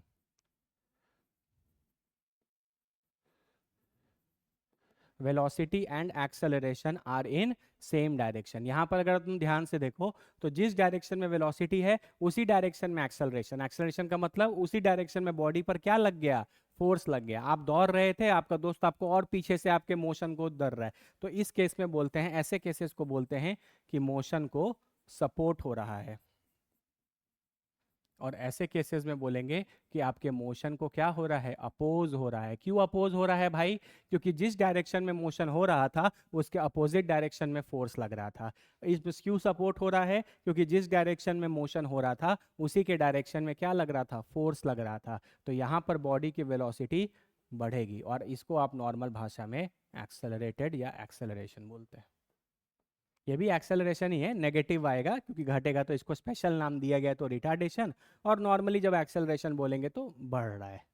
बाबू ये दो बातें आप जीवन में कभी नहीं भूलेंगे, तो आज के बाद आप हमेशा याद रखना, मोशन का डायरेक्शन इज वेलोसिटी का डायरेक्शन। आपको पता चल गया कि आपका बॉडी इस डायरेक्शन में चल रहा है, तो यही डायरेक्शन है वेलोसिटी की। उसके बाद तुम बॉडी पर लगने वाला फोर्स देखना, अगर फोर्स बॉडी के मोशन के डायरेक्शन में लग रहा है तो यानी वो वेलोसिटी को इंक्रीज करेगा, और अगर बॉडी का मोशन इस तरफ है और फोर्स उसके अपोजिट डायरेक्शन में लग रहा है तो वो बॉडी के वेलोसिटी को समय के साथ डिक्रीज करेगा, 100% डिक्रीज करेगा। ये दो बातें बाबू बहुत इंपॉर्टेंट है, बहुत सारे क्वेश्चंस को समझने में आपको हेल्प करेगा। ये बहुत बेसिक फंडामेंटल है, आप हमेशा ध्यान रखेंगे, ठीक है। ठीक है, इसका आप छोटा सा ऐसे देख लो, वेलोसिटी भी ऊपर, एक्सेलरेशन भी ऊपर, तो वेलोसिटी इंक्रीज करेगा। वेलोसिटी ऊपर, एक्सेलरेशन इधर, वेलोसिटी डिक्रीज करेगा। ये लिखने का मतलब है, दोनों ऊपर लिखने का मतलब है कि सेम डायरेक्शन।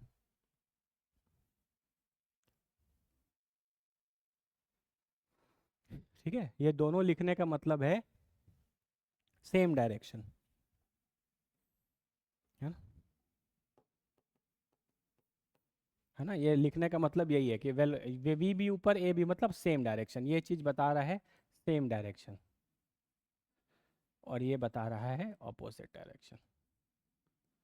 ठीक है, हमेशा ध्यान रखना, ठीक है। अगर वेलोसिटी जिस डायरेक्शन में है उसी डायरेक्शन पर बॉडी पर फोर्स लग रहा है, मतलब उसी डायरेक्शन में बॉडी पर क्या होगा, एक्सेलरेशन होगा, और समय के साथ बॉडी की वेलोसिटी इंक्रीज करेगी। ठीक है, अगर आपका बॉडी ऊपर जा रहा था और फोर्स उस पर नीचे लगने लगा तो जाहिर सा बात है कि वो समय के साथ वेलोसिटी डिक्रीज करेगी। केस बी में सिंपल है बाबू, मान लो आप दौड़ रहे थे 20 मीटर पर सेकंड से और आपका दोस्त आपको पीछे से धक्का देने लगा 20 न्यूटन से। तुम खुद सोचो ना, तुम दौड़ रहे हो, तुम्हारा दोस्त तुमको पीछे से और धक्का देगा, तुम पे फोर्स लगाएगा, तो तुम्हारी वेलोसिटी बढ़ेगी कि घटेगी? बढ़ ही जाएगी। ठीक है, सिंपल सा बात है। तो बहुत बेसिक फंडामेंटल है, लेकिन आपको इस बात को बहुत अच्छे से ध्यान रखना है। ठीक है, वेलोसिटी और एक्सेलरेशन का डायरेक्शन सेम है, वेलोसिटी बढ़ता चला जाएगा। वेलोसिटी और एक्सेलरेशन का डायरेक्शन ऑपोजिट है, समय के साथ वेलोसिटी घटता चला जाएगा। ये बात अगर आप फंडामेंटली समझ गए तो आगे आने वाले समय में आपको फिजिक्स समझने और बनाने में बहुत आसानी होगी। ठीक है, तो ये कहानी बाबू आज एक्सेलरेशन का थोड़ा बहुत हम लोग किए है ना। तो अभी तक हम लोग बेसिक्स फंडामेंटल में डिस्टेंस, डिस्प्लेसमेंट, वेलोसिटी, एक्सेलरेशन क्या होता है ना, एक्सेलरेशन कैसे कैसे आता है, वेलोसिटी का मैग्नीट्यूड चेंज करे तो भी, डायरेक्शन चेंज करे तो भी, दोनों चेंज कर जाए तो भी, तो सारी चीज़ों के एस्पेक्ट से हमने कर लिया। ठीक है, तो बेसिक फंडामेंटल ये क्लियर है।